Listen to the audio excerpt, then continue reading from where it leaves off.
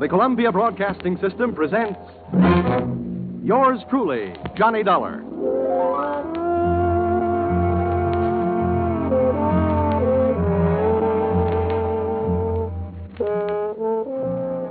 The next half hour has its baggage packed to take a trip with America's fabulous freelance insurance investigator, Johnny Dollar.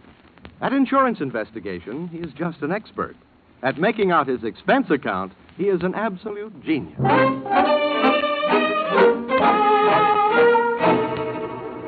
Expense account submitted by Special Investigator Johnny Dollar to Home Office, American Continental Life Insurance Company, Hartford, Connecticut.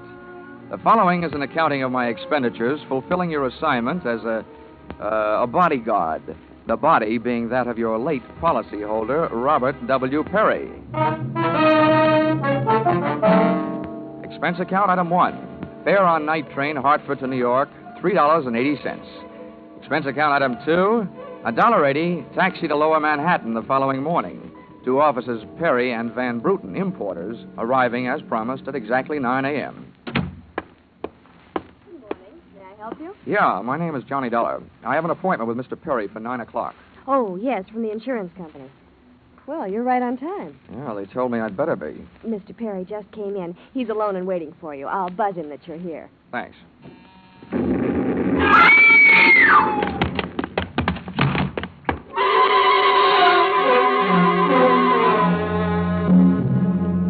What was left of your policyholder, Mr. Perry, was just sliding out of his swivel chair as I hit the room. The top of his desk had erupted, and splinters of mahogany pointed their sharp fingers upward through lazy circles of smoke swirling toward the ceiling. The buzzer from his secretary's desk had been rigged to a booby trap.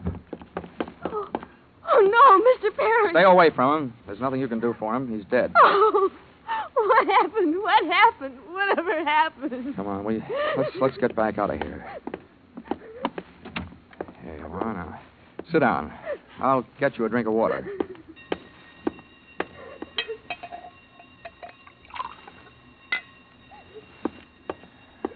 There you are. Now, just drink this.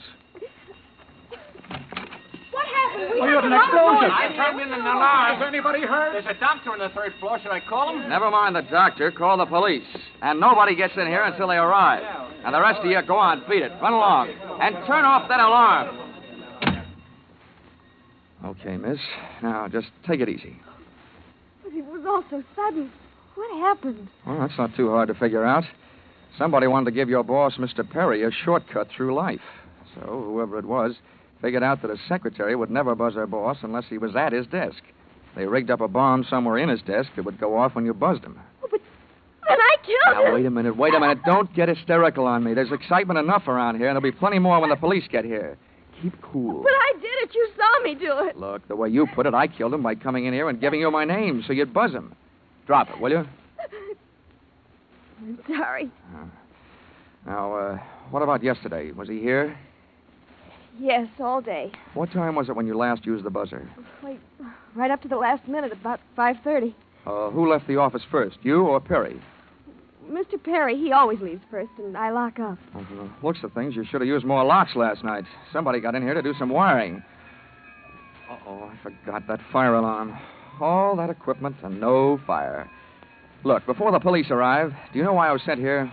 Yes. Mr. Perry recently felt that his life was in danger.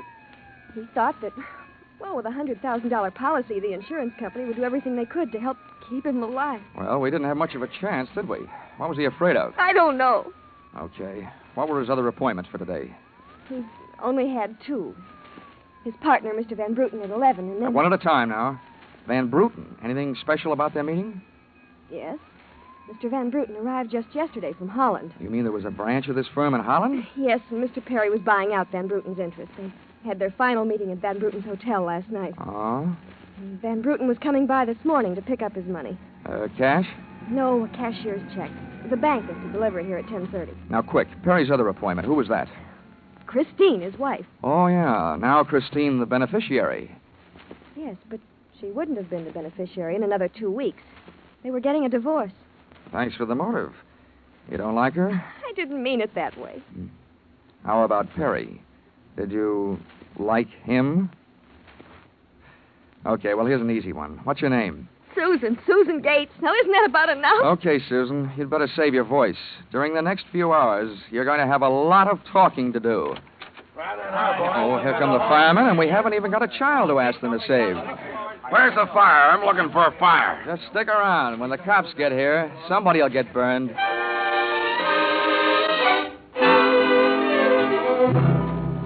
The firemen should have stuck around because the cops arrived in a blaze of glory. It was a very high-class investigation. 2 lieutenants. Finally, after about an hour, the police photographer ran out of flash bulbs, the office of the deceased ran out of fingerprints, and the lieutenants ran out of questions. So the on-the-scene phase of the investigation was closed. At about 5 minutes of 11, I left the police to pack up their notebooks, their clues, and the body, and went into the outer office. Susan looked like she could use a big, broad shoulder to weep on, but unfortunately, I was wearing my light gray suit. About then, a dark blue suit and a deep green voice entered the room from the corridor. Say, there's some feller out here says he belongs here. His name is Van Bruten. Shall I let him in? Oh, what do you think? His name is on the door you just opened. Oh, indeed, now. Well, my name happens to be Murphy, and it's on beds all over the country. But that don't mean I'm stuffed with feathers, does it? This'll teach you, Johnny Dollar, never to cross tongues with an Irishman. Okay, send him in, officer. Yeah. All right, you can come in. The policeman out there. Is there trouble here? Oh, I am Bremer Van Bruten. Where's Mr. Perry? What? He's waiting for me, no? No. But my appointment. He's not keeping any. He's dead. Dead? This is impossible. Last night I saw him. He was well. What happened? He was hit by a buzz bomb. A bus bomb? Please. Oh, sorry. I forgot other people aren't used to these things. You mean that was foul play? Very foul. Please, may I sit down? My first visit in all these years, since before the war. It was to be so happy. Now, tragedy like this. He was a good man, a good partner.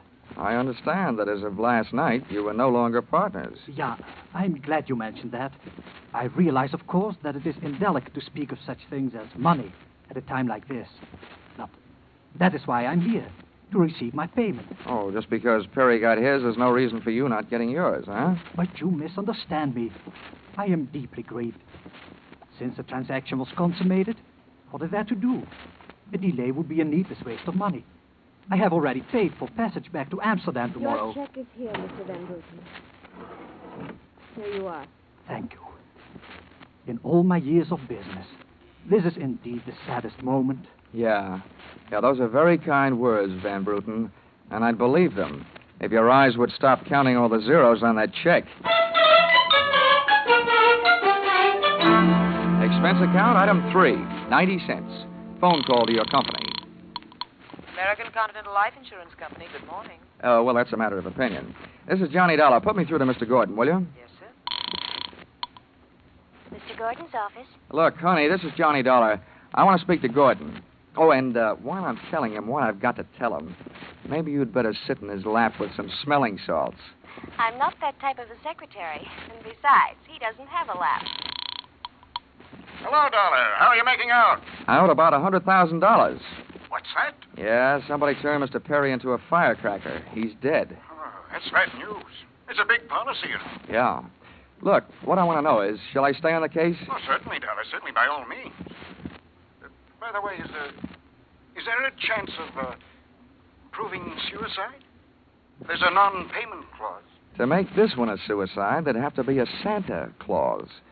Nobody could hate himself enough to do it this way. Well, what are the fraud possibilities? Only fair. There's an estranged wife. She's the beneficiary, but she wouldn't have been in a couple of weeks. Divorce coming up. I'll start with her. All right, Dollar. Good luck. But watch those expenses. Why, Gordon, I'm surprised. I think an insurance man would be the first to want to see a fellow live a little. Expense account, item 3. Cab fare, $2.80. Tip to driver, $1. Christine Perry's apartment was on Sutton Place, overlooking the river. And from what the doorman told me, all of the proprieties. I took the elevator up to the 24th floor, and there I discovered that our garden-fresh widow was living high in more ways than one. Everything about the place was French. The maid that led me into the living room, the decor, and the perfume, which reminded you that breathing can be fun. I looked up from enjoying my nose to see Mrs. Perry looking down hers. Mr. Dollar, Oh, Mrs. Perry. I believe we can dispense with any getting acquainted. You're an insurance investigator, interested in the death of my husband. So naturally, you're here because you've jumped to the conclusion that I killed him. Oh? You're the one that's jumping to conclusions, lady. Then what do you want? The policy's in order. The premiums are fully paid. I'm not quite sure.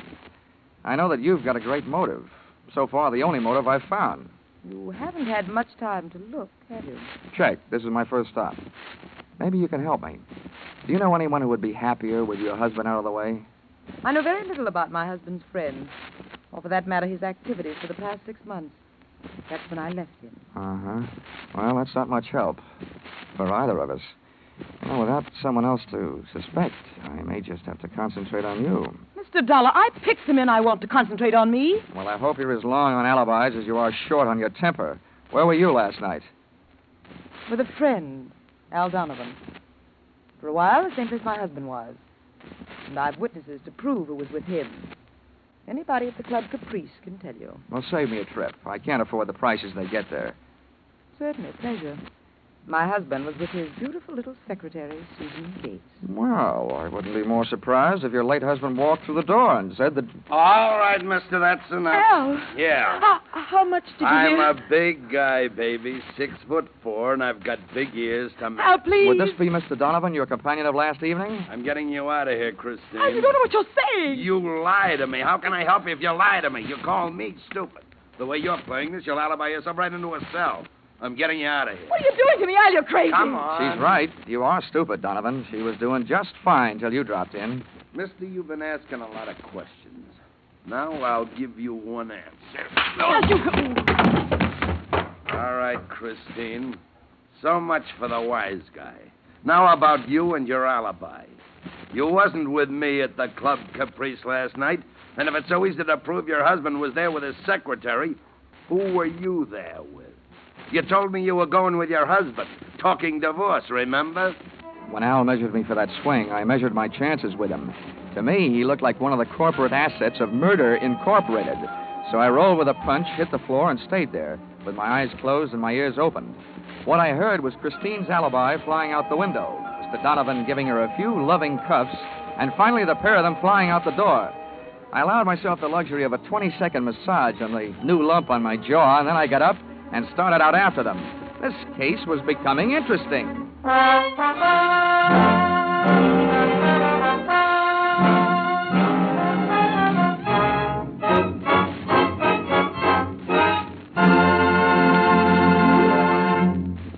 In just a moment, we'll return to the second act of Yours Truly, Johnny Dollar. But first, this important message. $60 million is what the Red Cross needs to carry on its great work in 1949. If this seems like a lot, just try to review briefly the various activities of the Red Cross. It can't be done briefly.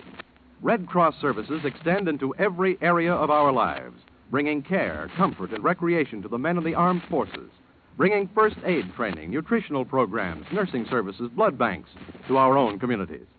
And all the time, as these activities go on uninterrupted, the Red Cross is holding itself ready to spring into instant action in case of disaster. Fire, flood, explosion, any sort of catastrophe finds the Red Cross on the scene with food, clothing, and medical care. $60 million isn't so much in the light of such activity. We can make it with each of us contributing. We're giving to our own safety, security, and peace of mind, and to our neighbors, too. So let's give generously to our own Red Cross. And now back to the second act of Yours Truly, Johnny Dollar.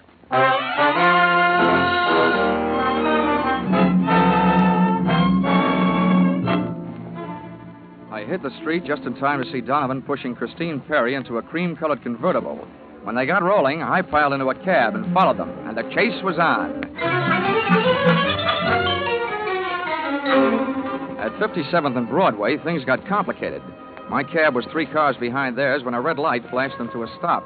Then the door of their convertible flew open. Christine jumped out, dashed across the street, and down to the subway. Since Donovan didn't follow her, I followed him. When he finally pulled to a stop, he took 2 chances. He parked in a no-parking zone and walked straight into the building beside it, a police station.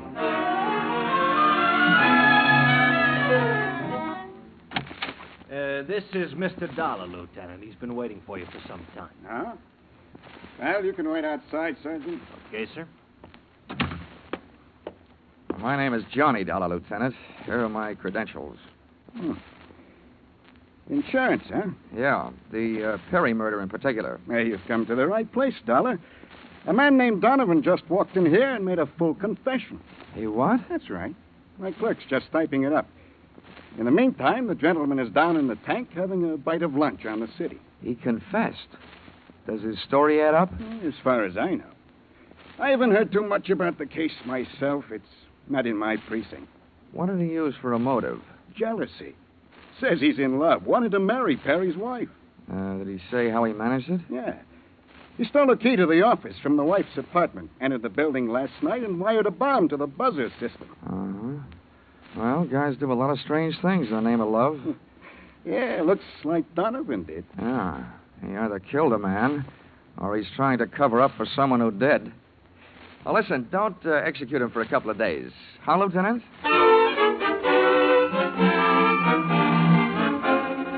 I spent the rest of the afternoon downtown in the offices of Perry and Van Bruten, importers. The partners' correspondents told me two things. They had been extremely friendly, and Van Bruten was extremely bald. Perry had been sending him toupees from a famous Hollywood makeup firm. At 4:30, I opened the drawer marked Employment Files. They rocked me with two minor explosions of their own. The folder marked Donovan Albert J. told me that he'd been employed as Perry's bodyguard over a period of years and that he was canned the day before the murder. Before I received blast number 2 from the folder of Perry's secretary, Susan Gates, the office door opened behind me. Well, Mr. Dollar, you're supplied with a search warrant, I hope? Just the one I was born with, Mrs. Perry. The kind they say kills cats. You know, curiosity. What are you looking for? I found it. How about you? What are you doing here?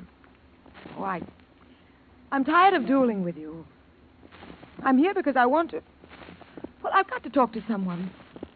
I called your hotel. You went there. I tried to locate Susan, but I couldn't, so... I thought maybe you'd be down here.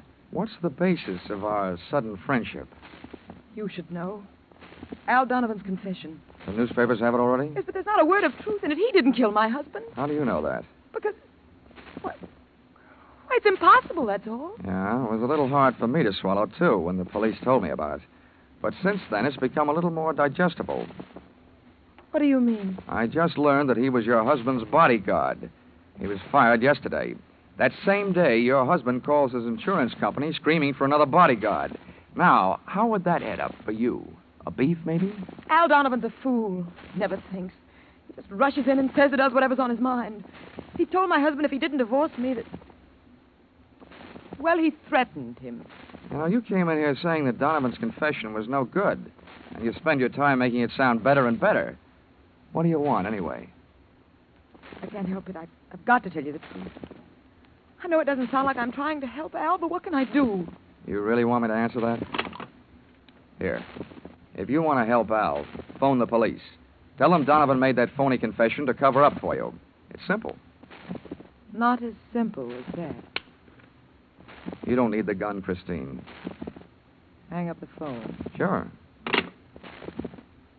I hope you don't mind my aversion to being held for murder myself. Well, that's a common aversion. I'm in no hurry to see you behind bars. But don't forget, when the cops want to pick you up, they'll do it. Now, don't spoil the rest of the afternoon. Take that gun someplace else. I've got things to do. The first, I imagine, will be the call that I wouldn't make. Not necessarily. If it'll make you feel any better, we'll just put this phone out of order. Satisfied? Of course not. But don't get me wrong, Mr. Dollar. I wish you nothing but success in your investigation.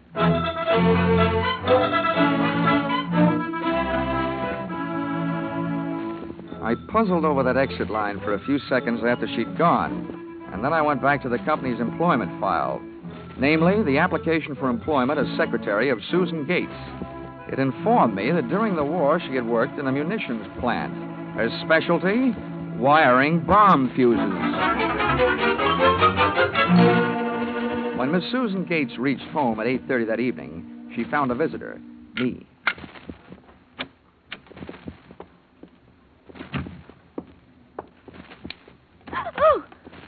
get in here? A professional secret. Oh, you scared me. What do you want? Why did you come here? I wanted to bring you the good news. I heard on the radio that Al Donovan confessed to Perry's murder. Al? I can't believe it. Why not? Who do you like for the spot? Why, Christine. Al is covering up for her. I'd like to agree with you. If it turns out that Christine wound up her husband's life with a bang, the company that hired me saves $100,000. But I don't know. She claims she has all kinds of alibis. One of them is you. Me? Yeah. Did you see her at the Club Caprice last night? Why, yes. I know who you were with. Your boss. There's nothing wrong with that. Oh, I'm not preaching a sermon. I want to know who she was with. I don't know. A man I'd never seen before. Mr. Perry knew him, but he wouldn't tell me who he was. Why not? I don't know. He said I might get the wrong idea. About what? I don't know. We didn't sit there and talk about it all night. Why should we sit here and talk about it all night? All right, all right. When a census taker shows up and asks a lot of questions, people answer them. When an investigator tries to do his job, they make the proverbial clam look like a blabbermouth. Look, Mr. Dollar, believe me, this has been a greater shock to me than to anyone else. Excepting, of course, your late employer, Mr. Perry. How long did you work for him? 4 years. And where'd you work before then? Why, I... Oh. Let me help you. Bombs, wiring fuses. Remember? All right, I remember. Good. Then maybe you'll remember a little bit more. Let's go back to last night. The guy with Christine Perry. Who was he? I tell you, I don't know. Was it Van Bruten? I don't know. You don't know? No, I mean... I'll get that. No, I'll go. You make sure you just don't keep going. Susan! When Susan snapped the spring lock to open the door, the gun outside opened up. The first slug caught her in the left shoulder, spinning her out of the way of the rest of them. It was getting monotonous. Every time a buzzer went off, things started booming. Susan was sprawled out on the floor in front of the door, and to open it, I had to move her. By the time I did, the hallway outside was empty. Okay, come on, take it easy. It won't start hurting for a couple of minutes. We'll have a doctor here by then. He'll give you something. Now, just try and keep calm. Here, I'll throw my coat over you. I'll try not to move. Oh. Trying to ruin this rug. Never mind the rug. What we want to worry about is who tried to ruin you. What'll they do to me?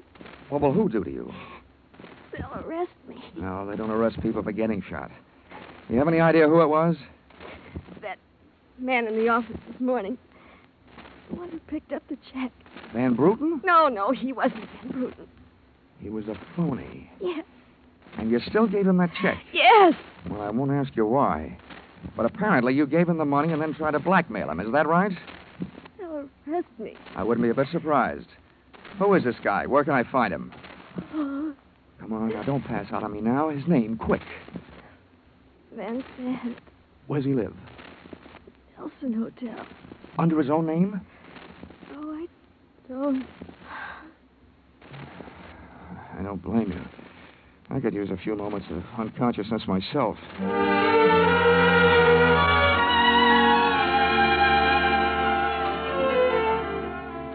The Nelson Hotel didn't have a Dutch name on the register, so I got a hold of the housekeeper and found out how many rooms her staff hadn't been able to make up all day because of Do Not Disturb signs on their doors.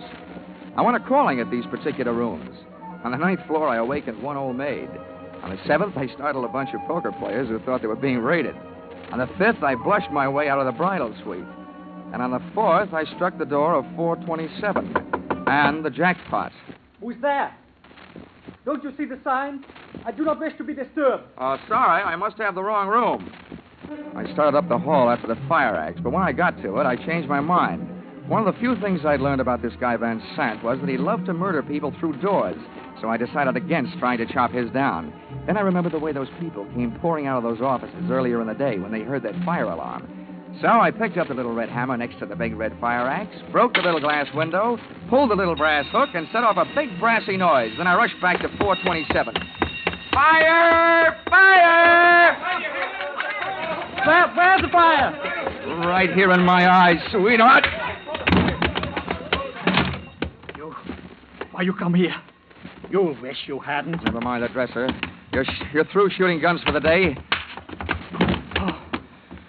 What do you think, Van Sant? You want to try some more? You cannot make me stay here. The fire. We will all die. You look good barbecued, but I'll make a deal with you. You talk. And if I like what I hear, I'll show you how to get out of here alive.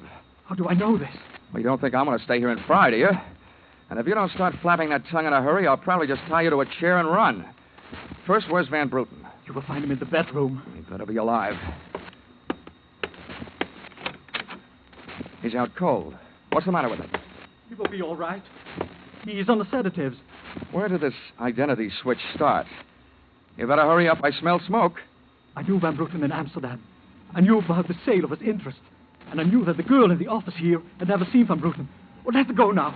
Don't get up. I can feel it getting warm in here. The firefighters.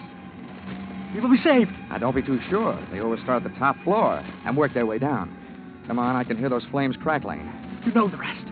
Last night, when the transaction was all finished with Barry, I gave to Van Bruten some sedative in his cocoa. You set up that bomb so Perry'd get it before you showed up to pick up the check. Yeah, I told you that. Then it happened that girl didn't know I was an imposter. I don't know how. Well, let me tell you. She's been sending old Van Bruten in there toupees for the last 4 years. Gray ones, my red-headed friend. Oh, yeah. Let us get out of here, no? Yeah, out cold.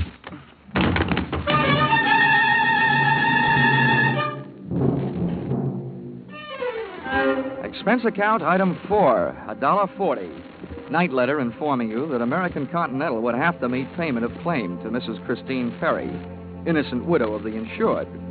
The only thing she was guilty of was trying to stay on the right side of a hot-tempered boyfriend. She lied about who she was with at the Club Caprice, not to fix herself an alibi, but to keep Al Donovan from learning that she'd been out with another guy. That guy being the real Mr. Van Bruten, who had only taken her out to try to talk her into reconciling with his friend, her husband. Item 5, $60, silver chafing dish. Wedding present for Christine and her new husband, Al Donovan. Well, that was the least she could do for the guy who had confessed to a murder he thought she had committed. Item 6, $8, flowers for Susan Gates, prison hospital. Item 7, fine for turning false alarm, $1,000 and no cents. And that's what I think I'm beginning to get for getting into this racket. No sense. Expense account total, $1,263. Yours, truly, Johnny Dollar.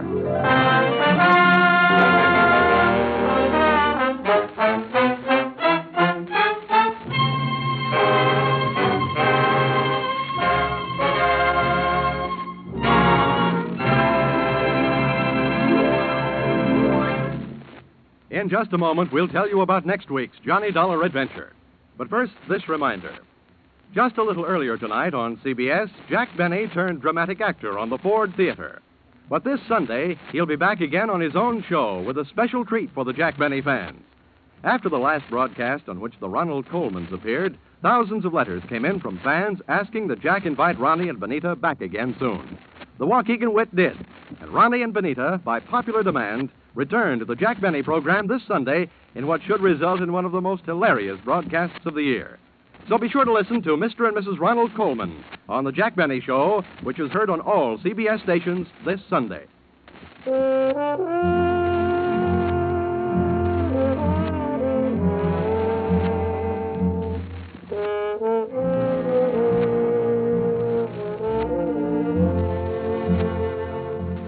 Listen in again next week when CBS brings you Yours Truly, Johnny Dollar, with Charles Russell as Johnny. Yours Truly, Johnny Dollar is written by Paul Dudley and Gil Dowd, with music by Mark Warnow, and is produced and directed by Richard Sanville for CBS, the Columbia Broadcasting System.